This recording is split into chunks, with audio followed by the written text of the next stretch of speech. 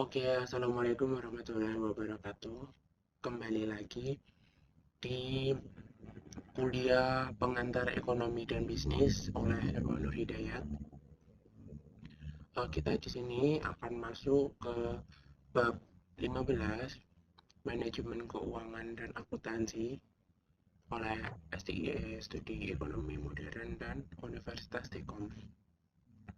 Sebelum kita mulai, kita berdoa dulu ya menurut agama dan kepercayaan kita masing-masing. Berdoa mulai. Selesai. Oke, kita langsung masuk aja. Ini aku salah ngading. Harusnya ini gini. Oke, kita masuk ke bab 15, manajemen keuangan dan akuntansi. Tujuan pembelajaran di bab ini itu Anda diharapkan mampu untuk yang pertama, mendapatkan keuangan dalam sebuah perusahaan menjadi fondasi yang kuat terbangunnya sebuah perusahaan. Mendapatkan tujuan adanya manajemen keuangan. Fungsi manajemen keuangan yang harus kamu ketahui mendapatkan pengetahuan mengenai objek pengendalian. Mengetahui beberapa prinsip manajer keuangan yang harus ditetapkan di setiap perusahaan. Oke, itu tujuan pembelajaran kita ini. Yang pertama, kita masuk di pengertian manajemen keuangan. Keuangan dalam sebuah perusahaan menjadi fondasi yang kuat terbangunnya sebuah perusahaan. Keuangan juga bersifat sangat riskan. Jika tidak dikelola dengan baik, akan menjadi amburadul dan tentunya akan menghentikan jalannya sebuah perusahaan. Dalam sebuah perusahaan dibutuhkan di bidang sendiri yang mengurus bagian keuangan atau bisa juga disebut manajemen keuangan. Terus, manajemen keuangan itu jika tidak dikelola dengan baik akan menjadi amburadul dan tentunya akan menghentikan jalannya sebuah perusahaan. Jadi manajemen keuangan itu kita harus memanage keuangan ya dalam sebuah perusahaan ataupun organisasi. Dan itu manajemen keuangan itu pondasi kuat terbangunnya sebuah perusahaan. Jika tidak dikelola dengan baik, maka akan menjadi amburadul dan tentunya menghentikan jalannya sebuah perusahaan alias bangkrut. Dalam sebuah perusahaan dibutuhkan bidang sendiri mengurus bagian keuangan atau bisa disebut manajemen keuangan. Manajemen keuangan adalah kegiatan perencanaan. Manajemen adalah kegiatan perencanaan, maksud saya manajemen keuangan adalah kegiatan perencanaan, pengelolaan, penyimpanan, serta pengendalian dana dan aset yang dimiliki suatu perusahaan. Pengelolaan keuangan harus direncanakan dengan matang agar tidak timbul masalah di kemudian hari. Jadi untuk perencanaannya itu harus matang, pengelolaannya itu juga harus matang.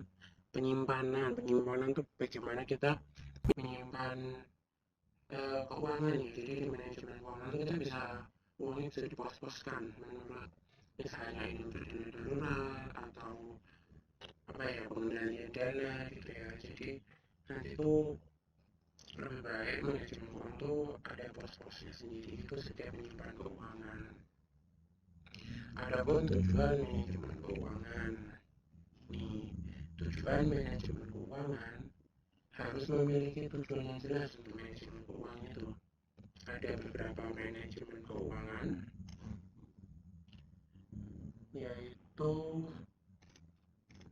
nih, yang pertama menjaga arus kas. Yang kedua, memaksimalkan keuangan perusahaan. Yang ketiga, mempersiapkan struktur modal.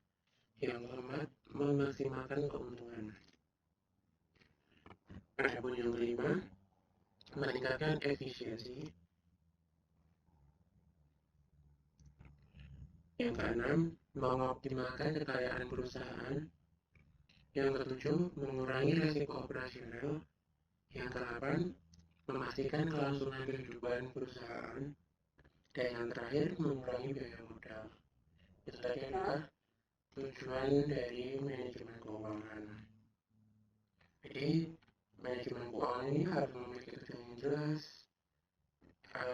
Ada paling ini ya, paling awal tuh menjaga arus kas. Gimana tuh tidak negatif ya, tidak, setidaknya tuh linear lah. Dalam sebuah perusahaan, keluar masuknya uang kas itu harus dipantau terus agar tidak terjadi pengeluaran yang membengkak. Jadi setiap ada pengeluaran harus dicatat. Sekecil apapun itu pengeluaran itu harus dicatat agar pengeluaran itu tidak membengkak dan kita tahu untuk apa saja itu dikeluarkan ya. Akibatnya, kalau membengkak itu bisa menyebabkan kerugian untuk perusahaan. Uang kas biasanya digunakan untuk membeli bahan baku, menggaji karyawan, dan pengeluaran lainnya, serta memaksimalkan keuangan perusahaan. Terus, jadi kayak menjaga arus kas itu, karena kas itu untuk membeli bahan baku, menggaji karyawan, dan pengeluaran yang lain. Tugas manajemen keuangan bukan hanya mengawasi keuangan juga ya. Nih, fungsi manajemen keuangan yang harus kita ketahui. Selain tujuan manajer keuangan di atas tadi, ya, manajer keuangan juga harus mempunyai fungsi yang jelas. Jangan sampai manajer keuangan tidak mempunyai fungsi apa-apa dan hanya berdiri sendiri. Ada beberapa fungsi manajer keuangan. Nih, jadi tadi tugas manajemen itu bukan hanya menjaga arus kas gitu ya, atau mengawasi keuangan, tetapi juga melihat aktivitas anggaran dana yang tidak menguntungkan bagi perusahaan yang dapat dihilangkan dan diganti dengan aktivitas yang lebih menguntungkan perusahaan, seperti persiapan mempersiapkan struktur modal.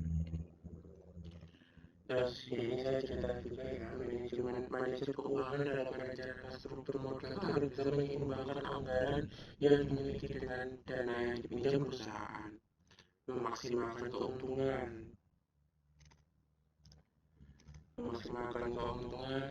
agar tidak terjadinya kerugian. Perencanaan keuangan yang tepat akan mampu memaksimalkan keuntungan yang didapat dalam waktu yang jangka yang panjang. Lalu apalagi meningkatkan efisiensi, ya kita belum masuk ya ke fungsi manajemen. Kita bahas dulu tadi yang ini, yang tujuannya ya.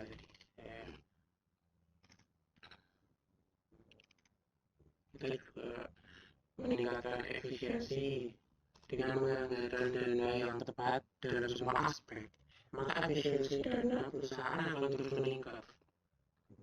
Jadi kita, setiap perusahaan itu harus meningkatkan efisiensi dengan menganggarkan dana sesuai aspek yang dibutuhkan ya. Jadi nggak kok langsung ini gini nggak, tapi sesuai semuanya agar bisa mengoptimalkan kekayaan perusahaan. Manajemen keuangan juga harus membaca pasar saham yang nggak susah ya, pasar saham tuh, dengan memberikan pembagian laba semaksimal mungkin kepada pemegang saham tentunya akan meningkatkan perusahaan dan memberikan kepercayaan pemegang saham untuk berinvestasi di perusahaan. Nah, tugas manajer keuangan itu harus pintar membaca pasar saham. Saham itu kan bisa naik dan turun nih. Karena caranya itu stabil. Caranya dengan memberikan pembagian laba semaksimal mungkin kepada pemegang saham.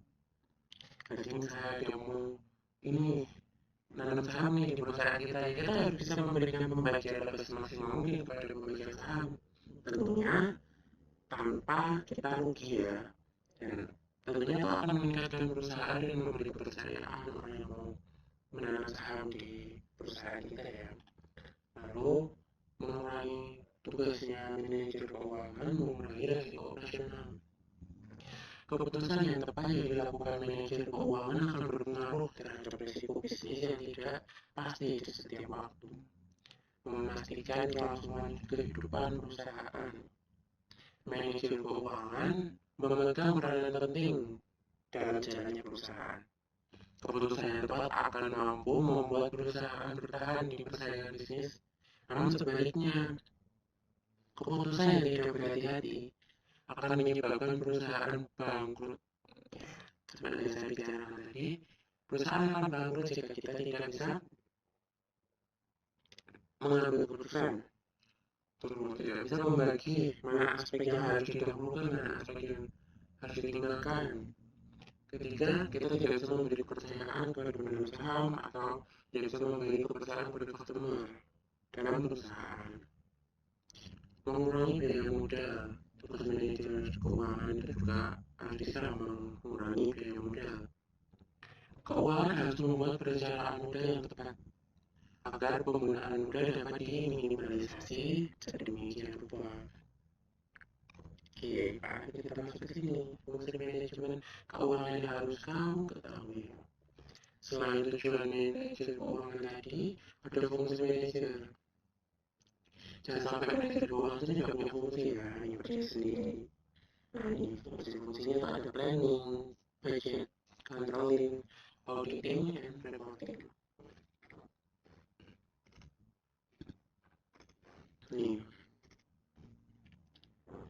planning, tujuan manajer keuangan, data planning, fungsi manajer keuangan ada planning. Planning adalah merencanakan keuangan dalam sebuah perusahaan. Merencanakan keuangan dalam sebuah perusahaan meliputi mengatur uang kas, menghitung rugi laba, merencanakan arus kas. Seperti tadi tujuan dari manajer keuangan. Kita harus mempunyai planning untuk mengatur uang kas, menghitung rugi laba, dan merencanakan arus kas. Budgeting merupakan kegiatan mengalokasikan dana untuk membuat keperluan untuk semua keperluan perusahaan. Alokasi ini harus dilakukan seminimal mungkin dan memaksimalkan anggaran yang ada. Jadi bagaimana, seperti di bab sebelumnya ya, bagaimana kita harus bisa meminimalkan budget, tetapi harus bisa mendapatkan laba yang semaksimal mungkin. Ya, memang susah manajemen itu. Controlling adalah melakukan pengontrolan atau evaluasi terhadap keuangan yang sedang berjalan. Evaluasi dilakukan untuk memperbaiki sistem keuangan perusahaan agar perusahaan dapat bertahan. Jadi kita harus melakukan kontrol ya buat keuangan perusahaan yang sedang berjalan. Lalu kita melakukan evaluasi apa saja sih tadi yang tertinggal dalam controlling hari ini atau bulan ini. Kita evaluasi agar hari selanjutnya atau bulan selanjutnya itu tidak terulang lagi ya. Lanjut, ada auditing. Auditing adalah proses pemeriksaan keuangan. Pemeriksaan keuangan perusahaan sesuai kaidah akuntansi akan menghindari terjadinya penyelewengan dan penyimpangan dana perusahaan. Lanjut, ada reporting. Reporting adalah melaporkan keuangan. Melaporkan keuangan perusahaan harus dilaksanakan secara terbuka dan transparan di semua kalangan perusahaan. Laporan ini berguna untuk memberikan informasi keadaan keuangan perusahaan. Jadi kita tahu report itu lapor ya. Dan melaporkan keuangan perusahaan sebulan sekali, seminggu sekali, itu harus ada ya untuk report. Nah, dan itu harus dilaksanakan secara terbuka dan transparan, tidak ada yang ditutup-tutupi di semua kalangan perusahaan. Laporan ini berguna untuk memberikan informasi keadaan perusahaan, ataukah apakah bulan ini perusahaan itu rugi ataukah laba atau stabil atau ya mencapai tujuan yang diinginkan ya, kita mencapai achievement kita. Kita lanjut lagi ke dalam prinsip manajemen keuangan. Prinsip manajemen keuangan terdapat juga beberapa prinsip manajer keuangan yang harus diterapkan di setiap perusahaan. Yang pertama ada akuntabilitas, yang kedua konsistensi, yang ketiga kelangsungan hidup, yang keempat transparansi, yang kelima standar akuntansi, yang keenam integritas, yang ketujuh pengelolaan. Prinsip manajemen itu akuntabilitas, itu adalah kewajiban moral dan hukum yang terdapat dalam sebuah perusahaan. Jadi akuntabilitas itu kewajiban moral dan hukum yang terdapat dalam sebuah perusahaan, sehingga dapat diketahui dari mana dana diperoleh, dana yang dipakai untuk apa saja, serta bagaimana perusahaan memakai dana tersebut. Ya, jadi semua pihak dan aspek di perusahaan harus tahu bagaimana dana dan wewenang itu digunakan. Jadi itu ya. Jadi kita tuh harus akuntabilitas dulu. Jadi harus kewajiban moral dan hukum terdapat di suatu perusahaan. Jadi seperti tadi kita harus transparan, harus universal, apa ya? Itu transparan dan tidak boleh ditutup-tutupi agar kita tuh tahu perusahaan kita ini sedang turun, apakah emang perusahaan kita ini stabil ataukah perusahaan kita ini sedang naik. Ya, oke, lanjut. Selanjutnya adalah konsistensi. Konsistensi sistem keuangan perusahaan harus dilakukan secara konsisten. Bukan berarti perusahaan tidak boleh mengganti sistem yang sudah berjalan ya. Tetapi dengan adanya pergantian tersebut menandakan bahwa adanya penggunaan dana yang tidak stabil. Jadi keuangan perusahaan itu harus dilakukan secara konsisten. Ya. Terus lanjut kelangsungan hidup. Manajer keuangan harus bisa merencanakan keuangan agar perusahaan bisa terus berjalan dan hidup. Manajer keuangan juga harus mempunyai strategi keuangan yang tepat. Jadi manajer keuangan harus bisa merencanakan keuangan agar perusahaan itu tetap stabil, tetap bisa berjalan, tetap bisa menghidupi karyawan, tetap bisa memberikan laba. Dan manajer keuangan juga harus mempunyai strategi buat itu semua biar keuangannya tepat. Selanjutnya transparansi. Transparansi ya tadi, perusahaan harus transparan dan terbuka terhadap keuangan perusahaan. Perusahaan harus menyediakan informasi tentang aktivitasnya dengan orang yang berkepentingan. Keuangannya akurat, lengkap, dan rapi dapat diakses dengan mudah oleh setiap manajer yang berkepentingan. Jadi kita harus transparan ya, agar perusahaan itu harus menyiapkan. Misalnya kita ya punya perusahaan, kita sebagai pemilik perusahaan harus menyediakan informasi tentang aktivitasnya dengan orang-orang berkepentingan. Keuangan yang akurat, lengkap, dan rapi yang bisa diakses oleh manajer yang berkepentingan. Agar apa? Agar kita semua bisa melihat, oh ini kerjanya ini, oh ini, oh iya, sekarang perusahaan kita tuh sedang jatuh ya, jadi kita gimana sih strategi ke depannya biar besok kita bisa naik lagi, seperti itu. Standar akuntansi. Sistem akuntansi yang berlaku di setiap perusahaan haruslah sama, yang berarti semua akuntan di seluruh dunia dapat paham dan mengerti tentang sistem akuntansi yang sama. Jadi kita kalau di setiap perusahaan itu ya harus mempunyai sistem akuntansi yang sama. Jangan yang kita sudah mempunyai perusahaan tapi kita masih pakai tambah-tambahan, masih pakai pembagian, gitu ya. Jangan ya, kita mungkin pakai neraca. Pokoknya harus sesuai standar akuntansi ya, yang semua akuntan itu di seluruh dunia itu paham tentang sistem di perusahaan kita. Adapun integritas, laporan dan catatan keuangan harus dijaga integritasnya dengan baik. Laporan keuangan harus dibuat selengkap dan seakurat mungkin. Ya, untuk mencapai integritas yang baik itu, laporan dan catatan keuangan juga harus dijaga integritasnya. Laporan keuangan harus dibuat selengkap dan seakurat mungkin.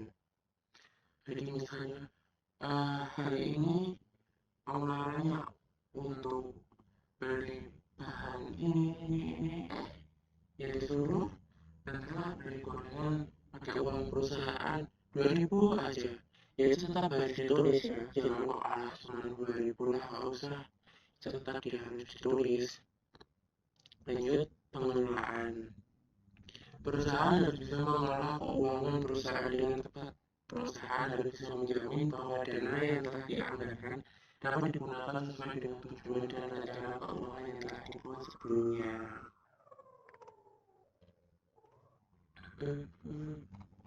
Terus kita lanjut ya. Kita lanjut ke tips mengelola manajemen keuangan.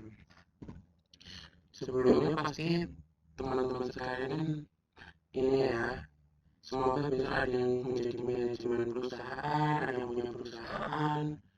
Pokoknya semoga kalian semua sukses dan kalian semua jangan lupa ya sama SDI SDKOM. Nanti kalau kalian jadi manajemen, jadi manajer di perusahaan, terus kalian mengelola manajemen keuangan, kalian ingat aja nih, kita tuh punya planning, budget, controlling, auditing, dan reporting. Ya pokoknya kita ya kalian harus ingat ya. Semoga pokoknya saya doakan kalian juga harus sukses semuanya. Kalian bisa menggapai apa yang kalian inginkan. Semoga ya. Amin. Nah, kita lanjut. Tips mengelola manajemen keuangan. Tips mengelola manajemen keuangan, setelah kalian tahu nih fungsinya, tujuannya, prinsip manajer keuangan, kita juga harus tahu bagaimana tipsnya. Kita udah tahu di strateginya, kita udah tahu fungsinya, kita udah tahu tujuannya, dan kita harus punya tipsnya. Tips pengelolaan keuangan yang tepat dan benar. Yang tepat guna. Pisahkan antara rekening pribadi dan keuangan perusahaan. Nah, seperti yang saya bilang di awal tadi ya, kita harus punya pos-pos gitu loh. Jadi pas untuk ini dana darurat, ini rekening pribadi, keuangan perusahaan. Ya, jadi kita pos untuk apa dana darurat perusahaan, dana belanja itu kita harus di pos-pos sendiri ya untuk biar lebih akurat alokasikan pengeluaran untuk menggaji diri sendiri buat laporan keuangan, buat catatan proyeksi arus kas, hindari uang untuk menginap di karyawan, lakukan cek stok barang, pisahkan kasir dan akunting ya. Jadi tadi pisahkan antara rekening pribadi dan keuangan perusahaan.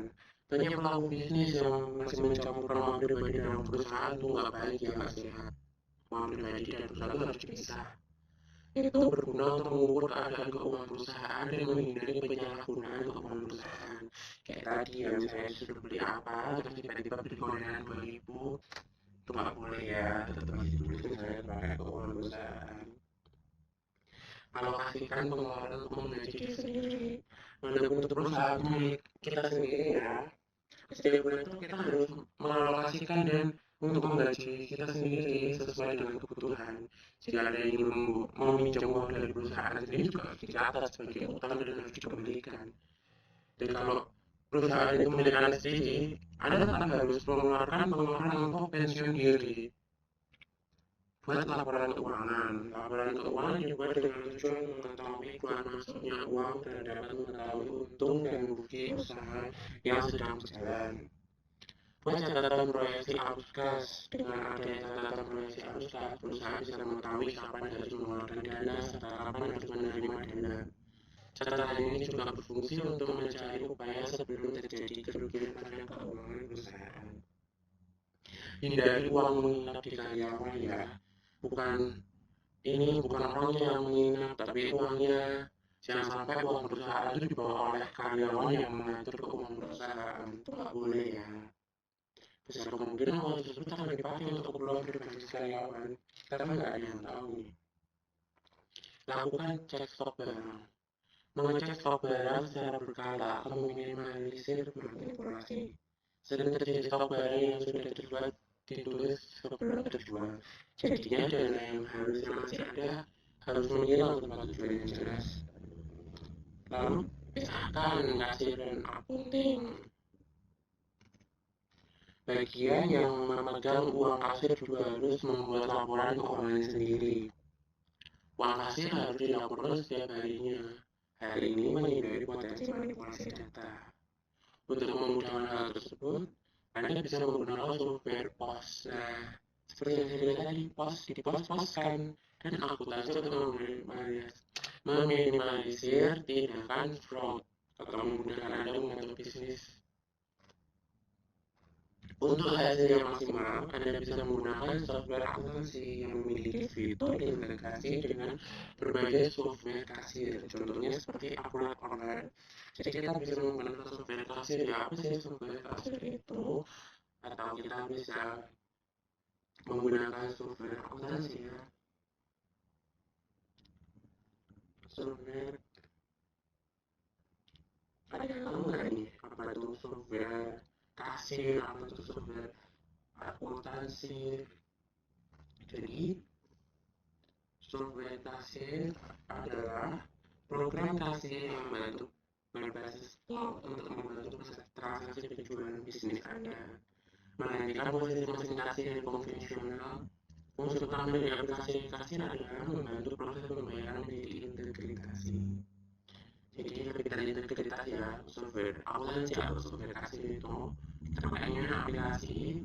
Jadi kalau sama yang kayak di mbak kasir itu, Acrobat Online adalah software akuntansi berbasis cloud yang sudah digunakan oleh ini yang software akuntansi ya.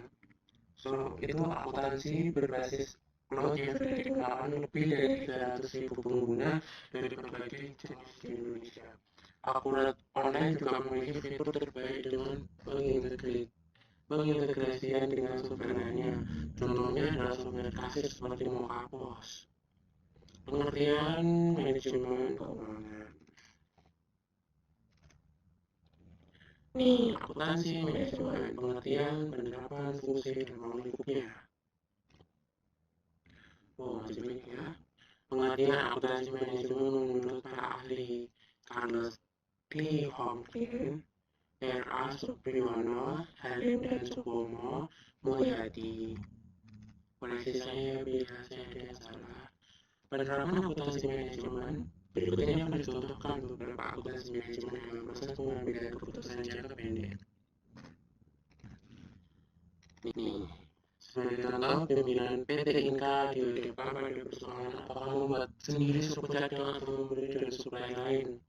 Kebutuhan suku cadang tersebut berjumlah 100.000, sedangkan laporan produksi yang diperhitungkan untuk menghasilkan kebutuhan suku cadang tersebut adalah sebagai berikut. Mari kita lihat tabel berikut ini. Nih ada biaya total per buah. Ini kan apa nih yang dicari sama PT Inka? Persoalan membuat sendiri suku cadang untuk membeli dari supplier lain. Suku cadang biaya total per buah itu ya, ini totalnya 100.000 buah dalam rupiah ya. Biaya bakunya 500, biaya upah langsung 10, 1 juta, biaya overhead pabrik variabel 300, biaya overhead pabrik tetap terhindarkan 400, biaya overhead pabrik terhindarkan 500 itu total biaya produksinya ada 27, biaya total berbuah dan total buahnya ada 2.700. Lanjut, PT Inka mendapat tawaran dari usaha lain untuk membeli suku cadang dengan kualitas yang sama dengan harga Rp25. Tindakan yang dilakukan pimpinan PT Inka adalah menginstruksikan kepada staf akuntan manajemennya untuk mengadakan analisa terhadap tawaran tersebut. Dari analisa yang dilakukan, akuntan manajemen ini pimpinan perusahaan dapat mengambil keputusan membeli suku cadang tersebut atau tetap memproduksi sendiri.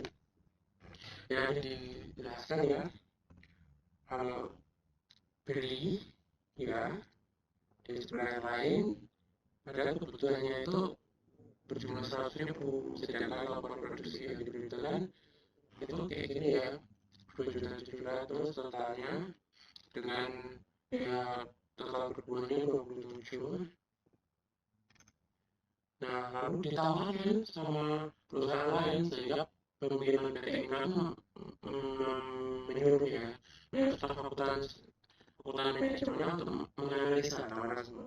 Lebih baik mana sih kita pakai yang ini atau kita tetap memproduksi sendiri?